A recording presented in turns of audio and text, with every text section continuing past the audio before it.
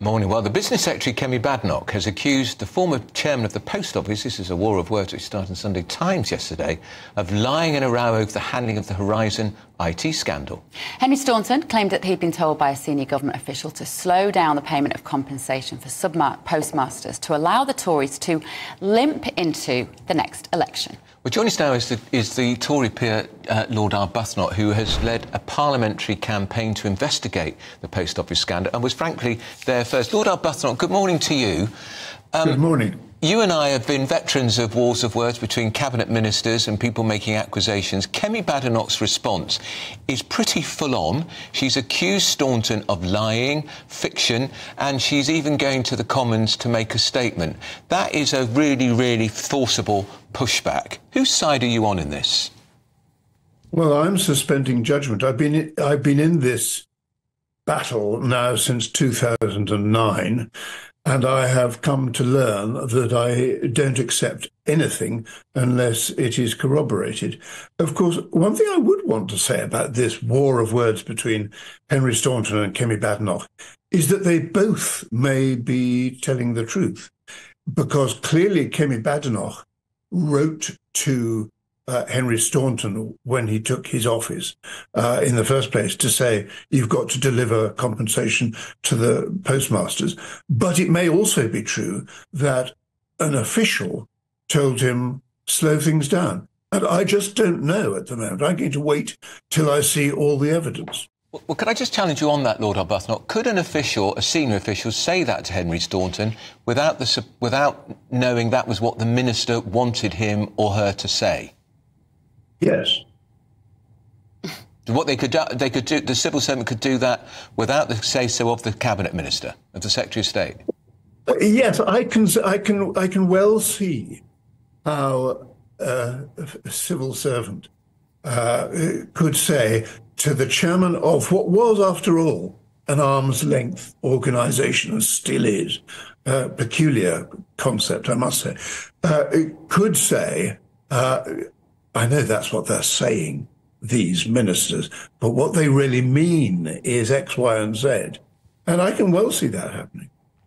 I think the public will be listening to this and saying, yet again, this is one of these situations where politicians are looking at a he said, she said, who said what. And actually, the most important thing is that those postmasters get their compensation, and they get it quickly, and they get their names cleared. You must share our frustration with that when a story like this is making the headlines.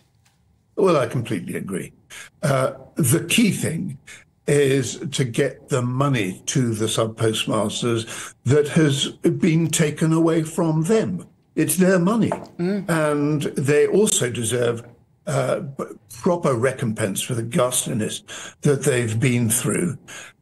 So that involves, of course, overturning a lot of convictions. And then later on, we can move on to holding to account those who are responsible. So this is, in a sense, a row about second-order issues. Yeah. What I do think is essential is that compensation should not be delayed for any limping into any general election. It is the key thing is to compensate or give redress to the sub-postmasters whose money it is. Lord Arbuthnot, what about Fujitsu? An incredibly wealthy, successful company. The chief executive or the chairman, whoever it was before that committee of MPs accepting a moral responsibility, accepting a financial responsibility, but they're telling us they won't pay up until the public inquiry is concluded. That could be 2026. That simply isn't acceptable, is it? Why don't they make at least an interim payment? Because it was their IT system. I do hope it's going to be before 2026 that the public inquiry reports. I'd like it to be this year, but I suppose that's wishing against hope. Yes, I think Fujitsu should make an interim payment. It's not just that it was their IT system. They were altering the accounts of sub-postmasters without their knowledge, without the knowledge of the sub-postmasters, without keeping any records of what they were doing, what they were altering, and they were joining in the prosecution of sub-postmasters with evidence which was later found to be simply untrue. Now, that shows to me that they have not just a moral obligation and a responsibility, but a legal obligation and a responsibility.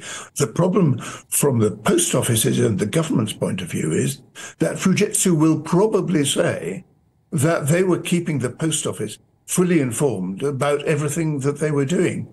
There's a lot to come out in this public inquiry yet. And the amount of money that Fujitsu needs to pay should be high, I believe. But the total bill is going to be over £1 billion. And I would say that Fujitsu should pay a good half of that, maybe more. Yeah, absolutely. Well, I think we all agree with you. MP Lord Arbuthnot there. Thank you, former MP. Thanks so much for joining us.